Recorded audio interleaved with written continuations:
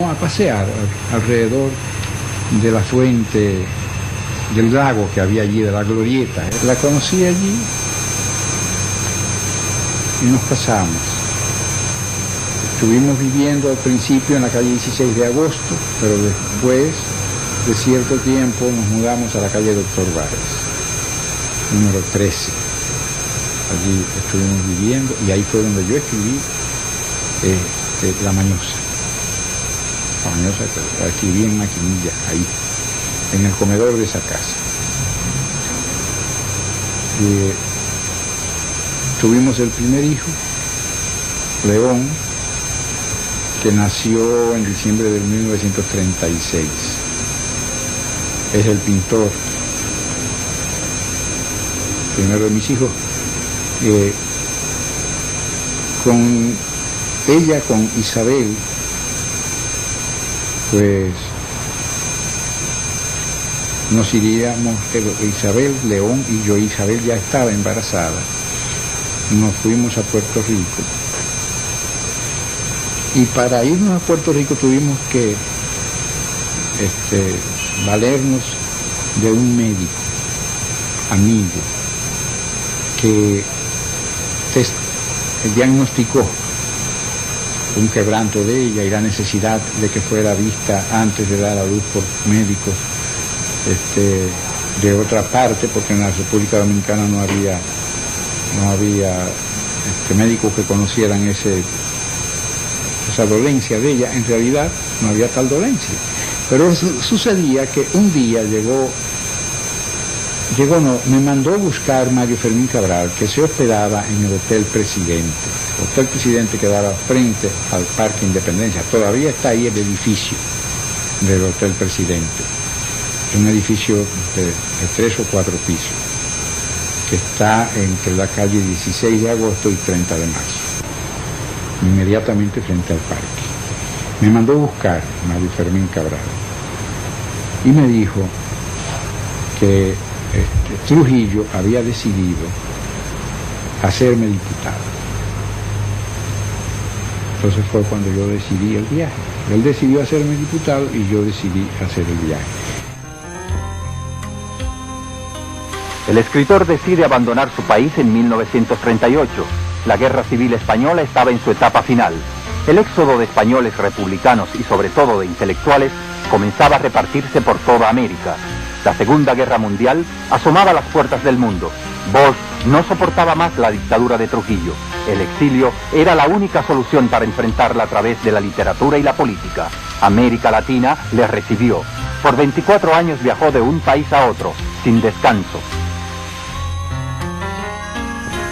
A Puerto Rico llegué yo con mi señora, con León, que tenía 1 año y algunos meses, 2 o 3 meses, y la señora en estado de embarazo de Carolina. Carolina iba a nacer unos 4 o 5 meses después de nuestra llegada a Puerto Rico, y $90. Ese era todo mi dinero, todo mi capital. Y me puse a buscar trabajo. Un día fui a la biblioteca Carnegie y hablando con una señora que estaba allí, le pregunté si había algún trabajo que yo pudiera hacer. Ella me preguntó si yo era puertorriqueño, le dije que no. ¿De qué nacionalidad es usted?, me preguntó, y yo le dije que de dominicano. Su nombre, Juan Bosch. Entonces ella me dijo, pero usted es Juan Bosch, el cuentista dominicano. Yo le dije, sí. Dice así, para usted sí hay trabajo aquí. Y me llevó entonces a un salón que estaba prácticamente vacío, había una sola persona allí, sentada en un escritorio, y esa persona era Adolfo Hostos, hijo de Eugenio María de Hostos. Él me preguntó si yo podía trabajar en la transcripción de las obras de Hostos. Le dije que, cómo no, yo había sido un producto de la escuela hostosiana en la República Dominicana. Entonces me dieron ese trabajo con 2 mecanógrafas y ahí se transcribieron durante todo ese año 1938. Estuvimos trabajando en la transcripción de las obras de Hostos. Y a mí me pareció que como Hostos era muy poco conocido fuera de Puerto Rico y de la República Dominicana, yo debía hacer algo para darlo a conocer. Por esa razón, ese trabajo mío, que es en parte biográfico y en parte es más bien un relato de la vida de Hostos, pero naturalmente manteniendo ese relato dentro de los lineamientos de la verdad histórica, aunque no con la precisión que habrían aparecido si se hubiera tratado de una biografía. Yo lo que quería pintar ahí era, o dejar en esas páginas, era el carácter de Hostos y su dedicación a mejorar las condiciones de los pueblos de América a través de la educación. Por eso el libro se titula Hostos el Sembrador. Hostos era un apóstol que iba sembrando la dignidad, los conocimientos, el pensamiento y el sentimiento latinoamericano por donde quiera que pasara. Y Hostos fue para mí en realidad un maestro a través de su obra, que transformó mi destino.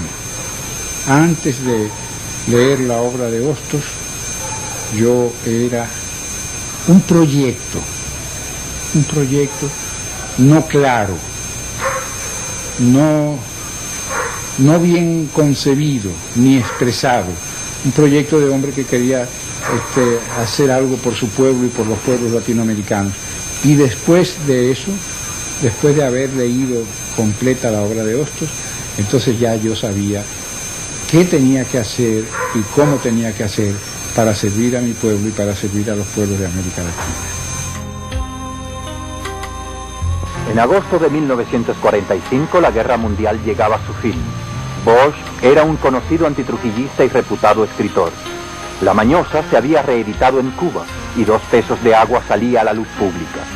Sus relaciones políticas y literarias eran cada vez más amplias. La lucha contra Trujillo le llevó a participar en la expedición de Cayo Confites junto a dominicanos, cubanos y americanos preocupados por la situación de Santo Domingo. Cuando llegué a La Habana, me estaba esperando en el muelle el doctor Enrique Cotubanama Enríquez. Era un hijo de don Francisco Enríquez y Carvajal, el médico viudo de Salomé Ureña de Enríquez.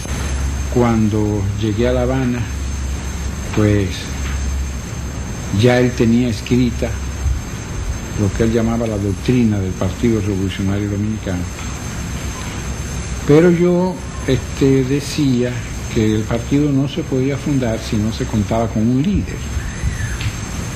Y para mí el líder debía ser el doctor Juan Isidro Jiménez Grullón. Entonces le escribí varias cartas al doctor Jiménez Grullón, que estaba en Puerto Rico, para que se fuera a Cuba, a fin de que pudiéramos organizar el partido con los dominicanos que vivían en Cuba. El doctor Jiménez Grullón tardó en ir a Cuba, pero cuando llegó, pues entonces decidimos organizar el partido, pero organizarlo muy poca gente. Habíamos 3 dominicanos y 2 cubanos. En el año 1945 se celebró el primer congreso para dejar organizado el partido. Ya había ido a vivir a La Habana Ángel Miolán, que vivía antes en México, Y